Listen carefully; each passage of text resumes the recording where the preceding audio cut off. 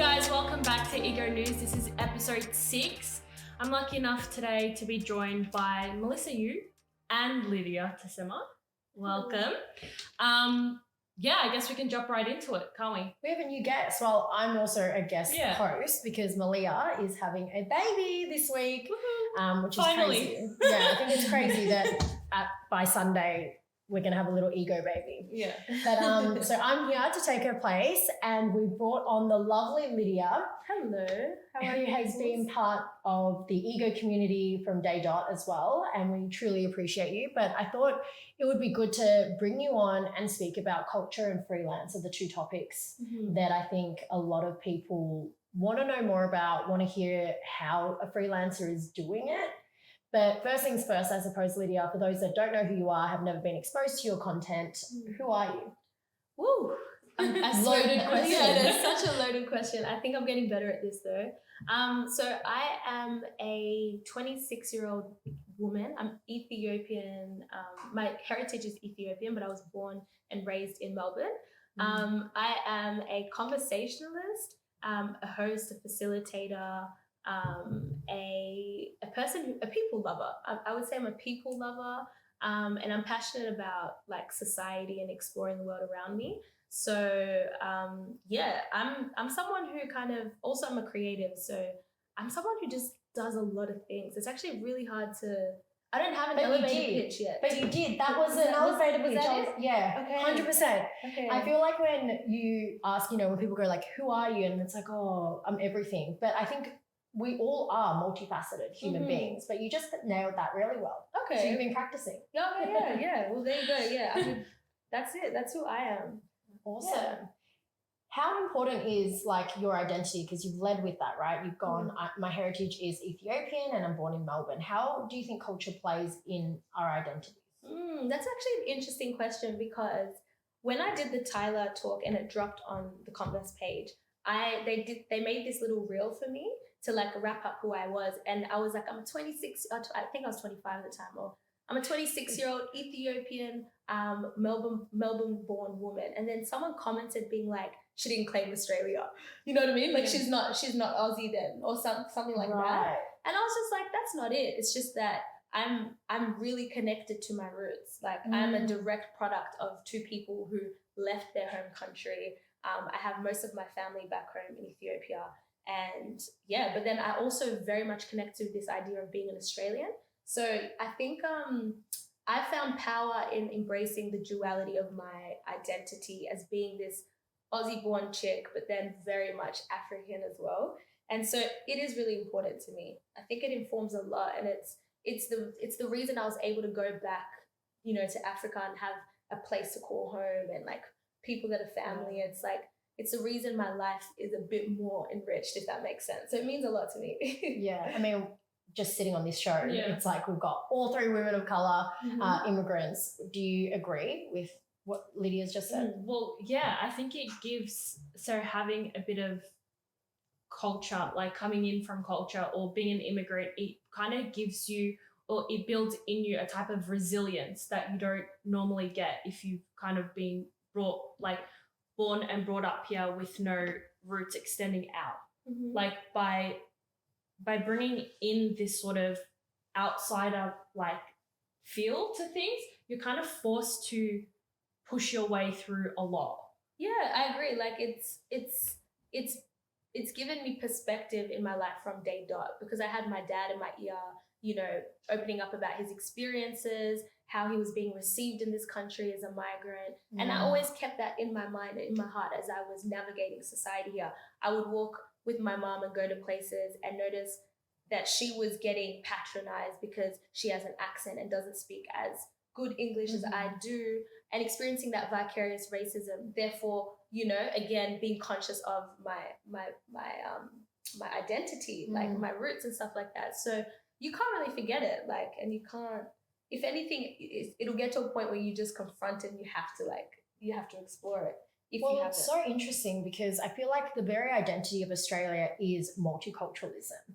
We don't have just one thing. And even if you want to say like white Australian, quote unquote, for those just listening on Spotify, it's still got, you still didn't come from here.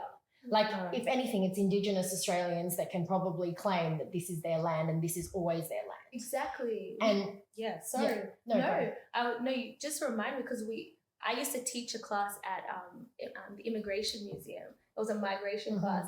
And that's the first thing that we were taught to lead with, is that you all have a migrant story. Unless you're unless you're an Aboriginal or Torres Strait Islander, we all have a migrant story. And just because we may not be directly from that place, it doesn't mean that we aren't as connected, if anything. You know what I mean? Yeah, absolutely. Speaking of that duality with culture, I say it a lot in my own lived experience of growing up in Australia, is how do you find that identity? Like, I felt like growing up, I didn't belong in either. So what I mean by that is I wasn't Asian enough to be with my Asian community and Chinese friends, and then I wasn't Western enough or Australian enough. And that really forced me to almost feel like I was an only when I went into rooms, and I was never enough. Like, that really early value or belief system of like not being enough was quite triggering for me growing up. I've done a lot of work on that now as an adult. Did you see any of that? Or like, because you mentioned like you did, going back to Ethiopia and Africa, you felt like you're at home. Would you have said the same if you were as younger, Lydia? That's a really good question, because so I have a father who's like heavy on like education, heavy on academics, and he's also like a linguist. Like he loves language, and he pretty much slapped grammar into us. So as someone who was Ethiopian and raised in Carnegie, a lot of people, and now Caulfield, people don't actually understand that from the African community here, because they're often in maybe the southeast or more on the western side. So it's kind of like Caulfield, you know what I mean? And I used to have that sort of reaction. But then luckily I was always like connected to my Ethiopian youth church as I was growing up. So I was always traveling to Footscray once a week, and, you know, with the Ethiopian community there. And then I have family in Noble Park, family in like Werribee. But I used to get this comment a lot being like, you talk like a white person. And I used to so like educated. Well, and this was more so based in self-hate and not understanding that like it's more that I'm just representing someone who is articulate, really. And maybe I speak with an accent and I'm not heavy on the slang, but at the same time, like, I'm just glad that I actually understood that. So I always, navigating this, I found this interesting because I was quite self-aware, and I was pretty insightful as well about the context behind things. And luckily I had my dad who was really, really educating me on these sorts of things at the same time. So it never kind of made me question myself too much. If anything, it was like people will catch up. And now it's like people have caught up. Do you know what I mean? They realize that being someone who speaks like this does not mean that you're white. Like, you know what I mean? So I feel like it's taken time for the average person to interrogate those sorts of stereotypes and stuff like that. I'm just grateful that, actually, let me not pretend that I didn't have moments of feeling like that hurt a little bit when I was 14 or 15. Like, why am I being sort of invalidated for my blackness, how African I am and stuff like that. But I just realized it was things like that. It was never really based in anything, you know what I mean? But when I go back home, they're so happy to receive someone who clearly looks Ethiopian. And she doesn't speak the language 100%, but they take a joy. There's a joy in that for them too, you know what I mean? And so like, I'm an optimistic person. So even in like negativity, I tend to see the humor in things. And I've realized that above all, like, being able to communicate and being able to understand who you are and who you want to be is like the biggest power in this world. I absolutely love that and agree, because I think the most powerful people are oracles in whatever that they do. They know how to actually articulate a message, and that should never be seen as a downfall or a negative. And I think with articulating things, recognizing that self-awareness that whoever says something about you, it's actually a projection of where they're at. When you kind of touched on that, it's a lack of self-awareness or a lack of understanding, a lack of education that gives them that opinion or formulates that opinion. Exactly. And like, some people might have had a false perception about me, or let's say my socioeconomic status, because I was in Carnegie or next to Caulfield or in Caulfield. But I mean, my parents migrated from Kenya, and at the time in 91, like, the government had public housing in Carnegie. So we were in public housing just like they're in public housing in Flemington or North Melbourne. So it's like, and even to this day, like my parents just bought their first home after 30 years in this country, you know, because they chose to rent, they chose to send us to private schools, but that's just because they value education. So no one could ever really be like, oh, but you know, you're rich too and we can't relate to you like that. Yeah. Like I've never grown up, you know, privileged in that sense, you know? So it took time, but I think people eventually understood that we're no different from each other. And it's actually the thing that people praise me for today, like how articulate I am. Yeah. You know what I mean? So it's funny how it's like because you're a creative that you host, you interview, so you've actually used that language to your power and build a career out of it. For sure. Like Nadia and I, or like our whole team, we joke about having South, East, North. Like there's almost this divide within specifically Melbourne localized culture alone. Yeah. It's like, oh, you're a Westie, oh, you're from the North side or South East. How does that play out growing up for you? It's kind of like, for me in particular, I don't like to admit it, but I often lie about where I'm from. Interesting. So like both my parents live in different areas of the north, but my mum lives in an area that's a bit more socially acceptable. So Pascoe, so it seems a little bit more high end, or it's not as like scary. It's not as like, it's not the Bronx. Do you know what I mean? It's not. So a lot of the time when people ask me, even though my time is split, when people ask me, you know, whereabouts I'm from, my initial response is Pascoe. Interesting. So why do you lead with that? Sorry, I'm just picking. Absolutely. This is a panel, so for sure. Cool. Yeah, no, like why do you lead with that? Is it just that you just can't be bothered having a certain interaction? Like, would you just prefer to push on with your day type thing? Or it's almost as if a lot of the time people assume how you are and how you live and how articulate you are is based on where you grew up. So when I say I went to school in the north or, you know, East Meadows, so I went to a school that was like near Broadmeadows, so they automatically assume, that's but I didn't. I went to a private school. I was at one of the top schools in, like, you know, in Victoria. I received an ATAR score above 70. Like we did well educationally, but people don't hear that when you say Broadmeadows. That's true, but so did you not have the energy to be the person that could now challenge the their narrative thinking as well? Yeah. It just became easier to skip that and just to kind of remove that barrier that almost people like, I don't know if it's a real thing or like a feeling thing, but it's almost as if some people look down on you based on what area you're from. And so it just became almost natural for me to just say Pascoe. Yeah, that's interesting because I found joy and excitement in being the reason to challenge their thinking. And it's funny because, and it doesn't mean it's right or wrong. It's a personal preference at the end of the day. And like today, if anyone thinks I'm from Footscray, if anyone asks me, it's like, you live in the West. Like there's that assumption. The general assumption. Yeah, and it's like, it's funny because it's like they see me working in certain spaces and they know who I hang out with and this and that, whatever. But now it raises a conversation of Caulfield. Oh, you actually live in Caulfield. Like, what's up with that? And then we have that conversation. So I just find I find joy in that. But I can't blame you for wanting to just move through life a little bit easier. Because I feel like already we're like faced with barriers, right? 100%. So I'm Muslim, that's a barrier. I'm female, that's a barrier. I'm Lebanese, that's another barrier. And then it's just like it all adds on. So if I can take one thing off my plate that people don't make an assumption or a stereotype for me, I'm cool with that. Fair enough. And that's you. Yeah. I feel like so many listeners would have some of your experience and resonate with that, but so many people might be sitting on the fence and being like, no, I actually get, you know, where Nadia is coming from with those barriers. But is there a way that we can change that mindset as well, though? Instead of being like, that's a barrier, can that be the very thing that makes you unique and special and it's actually an opportunity?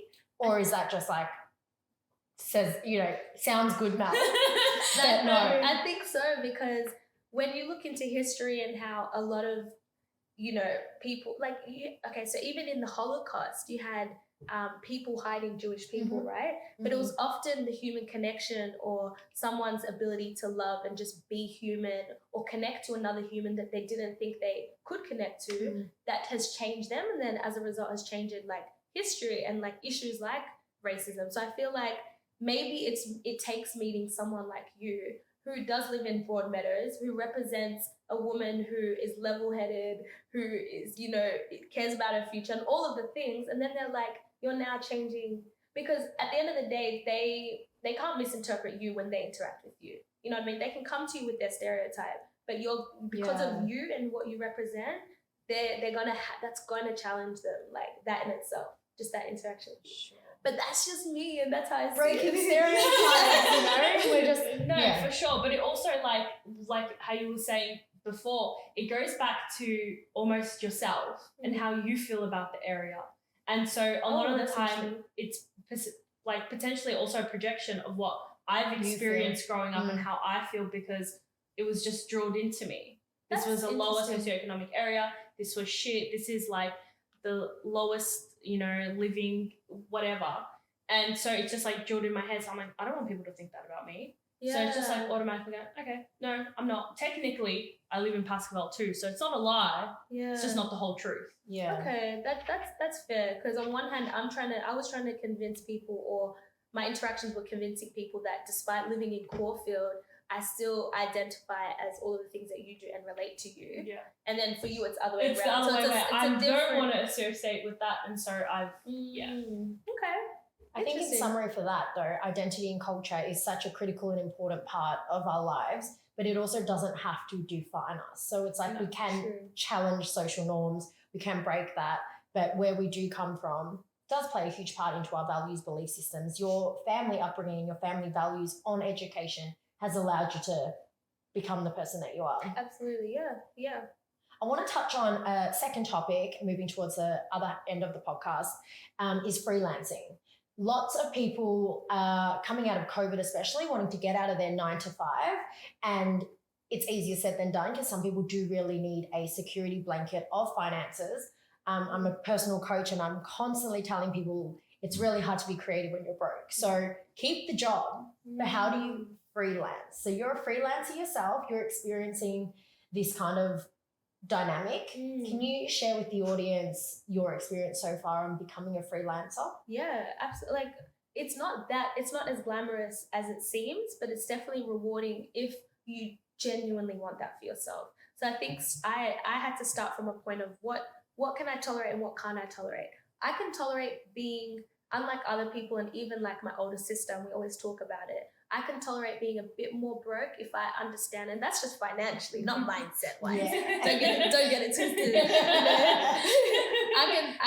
I can tolerate that if I know that I'm working towards making more money. So in my particular field, I'm building the brand Lydia Tesema, and that's becoming more valuable as time goes on. As I do more gigs, I'm being exposed to more people, and that brings on more work sort of thing. So I've already understood the nature of the game that I'm getting into. And the sacrifice that you're making in the now for a delayed gratification. 100%. Yeah. So going into that, it's like I was able to maintain enough of an optimism to get through it sort of thing.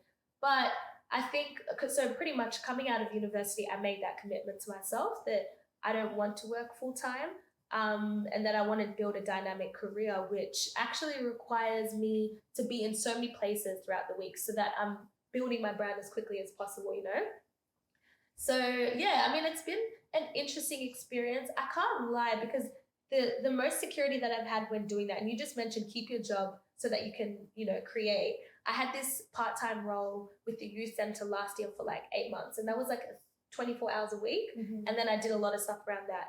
I actually can't lie, that was probably where I felt the most secure, if that makes sense. So I've realized if you can find work that's constant, that's flexible enough to work around your freelancing stuff, that's actually the most ideal situation. Because where I'm at currently is I'm only freelancing essentially with like a here and there 3 hours of casual work at the youth center. And so I've experienced like the not so glamorous side of it now, because I've come back from a 2.5 month trip where I've spent pretty much all of my money, and I don't have a reserve.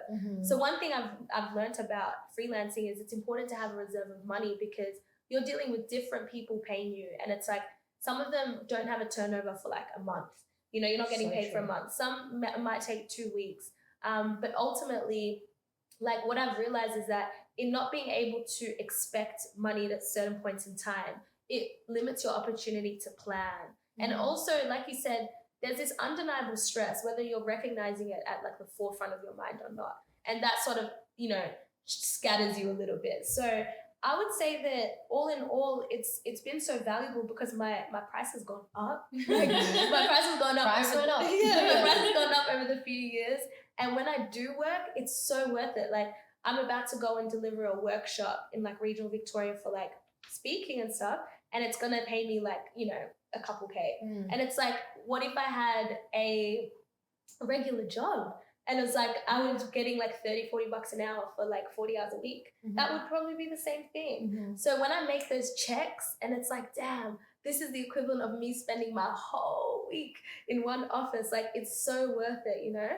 But I think it also comes down to who you are. Like I am someone who could be a bit of a better planner, or a little bit better with my finances. I think based off the opportunities that I have right now and where I'm at, if I just honed in a little bit on that side of things and discipline and planning, I would be fine. But I've also recognized that this isn't so sustainable when you don't know when the money is coming in, because this is a word of mouth industry. You can't jump onto Seek and apply for these jobs, you know, to be that like host or whatever. So I'm pretty much going back to uni right now for like a quick few weeks to like add a skill set on top of my degree so that I can become like a behavioral support practitioner. And because that's a client-based job, it means that there's got to be a lot of flexibility. I can spend a few hours throughout the week with clients, and it pays really, really well. So I'm like, I'm constantly looking for solutions to my problems. And I think that's the reality of freelancing, is that you're judging where you're at right there in life, and then, you know, making adjustments. And if I didn't travel, I'd be in a much different place, but I don't regret traveling for a second, you know? And I know that moving forward, things are going to get easier. I'm planning on saving money more, building up my financial profile. Ultimately, it just depends on how you're using your money and your time, if that makes sense. Yeah, That was a tell me, I handful. don't know how to handle my money. But I think that so many people don't get, you know, just quickly touching on money. Depends on, again, how you grew up. Did anyone give you those skill sets? Did anyone give you the tools? What's your money mindset? How were you brought up around money? With a lot of immigrant families, maybe bar yours because education, but in immigrant families, it's like we're taught to save and we're taught to not spend as much. We're taught to turn off every light, like especially with Asian communities, we were taught to not waste a single grain of rice. So everything that I was growing up in was this broke mentality or scarcity mentality. So I don't have the luxury like, for example, my partner, Jordan comes from a nicer socioeconomic background where they were taught to invest rather than to save. So this type of language was very, very different. But if we're not, like none of us are, we become adults and then we're like, what do we do with this? How do we build wealth? We don't have that skill set. But it sounds like, you know, going back to uni, if you recognize in your self-awareness, hey, I'm not good with money. How can I go and get help? Because there are people out there in your network or online now with social media that are teaching these things. And that's what I did. I like went and did so much money mindset work. I did so much of because I had no clue. I was running a business and didn't recognize like how much money just, you know, I wasn't holding on to it. It was coming in, but then it was going out. I relate to that, And I'm like, why don't I have a nest? Or the reserve. I think a reserve, what you said there, is so important. Because if you guys don't have an emergency fund, it is critical that you get one. Yeah, because you're screwed. Because once something happens, and the thing with an emergency fund, and I can attest to this, is that sometimes your tire pops and you're screwed. Literally, I had to just get a new key because my key broke in the ignition when I was turning my key to start my car. I had to get a new battery key because my dumbass didn't take the battery out before I left for this 2.5 month trip. That's like $600 later, you know what I mean? So like you said, this reserve of money is important because now I'm kind of like Like I'm good money-wise, but it's just like I could be better. And I it's really like- could be better. I could be thinking about other things. And, And you feel like after that, like after you take a hit, you kind of like catching up, and it feels like you're constantly catching up until you get a large sum or, you know, something that helps you get back with a reserve. Otherwise you're just constantly like, you feel like you're living paycheck to paycheck, but it's really you just playing catch up to what you have. Exactly. And because you're getting different amounts coming in, like one day it's this amount, next it's Especially 10 times that. It's like yeah. you really need to do. Now I'm realizing I need to go home and do money mindset stuff too, because I feel like that's one area that I felt convicted about. I could be a bit more effective in this area, if you know what I mean. So freelancing is not something that you get right straight away necessarily. I mean, you might be that person if you do enough research beforehand and just go into it really intentionally. But the reality even is, then, the you know what I mean? reality I don't like, think anything prepares you for something for like it. that. Yeah. You have to be conscious throughout the journey. The moment that you step into being a freelancer, being an entrepreneur, being someone that just earns an income and works for yourself, you are destined for failure. And I don't mean that by being like negative or like pessimistic, but failure is 110% part of the game. You do not get out of it without struggle, failure, and challenges. It's because I have yet to see one on it. True. Yeah, I've hit some crazy lows financially. I can't actually lie about that. But one thing I know for sure is that my ability to make money is great. And it's now a matter of me taking control over certain other parts of my life. Because I realized that planning is really important, and financial literacy, which, you know, despite being raised in a migrant household, I had the scarcity mindset too. Like it was never this thing about investing and this, that. So yeah, and there wasn't much capacity to save and think about that because I was living week to week sort of thing. So this conversation is a reminder to do a little bit more work in that area, because like I said earlier, I've made a commitment. I'm a freelancer. I'm working for myself till the day I die. You know what I mean? And yes, I will work for people here and there, but I chose this life. 9 to 5 is not for me. And when you know that about yourself and you're sure, well, you have no choice but to make it work. I love that so much. So inspirational. Thank you so much for sharing your insight, your articulate knowledge. Get your money right, guys. Like get your money right, get your cash flow right. Have a reserve. Listen to everything that Lydia has said. To wrap it up, Lydia, where can people find you? Where are you most active on your platforms? I'm most active on Instagram. I should be across. Oh wow. Sorry, y'all. As we wrap it up. You see, this is the lifestyle of a freelancer. Like, now you gotta go here. So you can find me at Lydia Tesema _. So LYDIATESEMA_. I'm also heavy on LinkedIn. If you're not, get onto it. And I'm trying to migrate onto TikTok. But for now, Instagram. And website coming soon. Awesome. Yeah. What can we expect from you at Ego Expo 2023 as well? Oh, you can expect me to moderate some dope-ass panel talks, as well as work with the Disruption Entertainment. I love them like so much, and just you know, I guess like carry out interviews with different people across the day and commentate on the day and stuff. So yeah. Awesome. Well, you guys saw it here first. You'll see her at Ego Expo 2023 at Melbourne Showgrounds. And Lydia, thanks so much for joining us. Thank you for having me.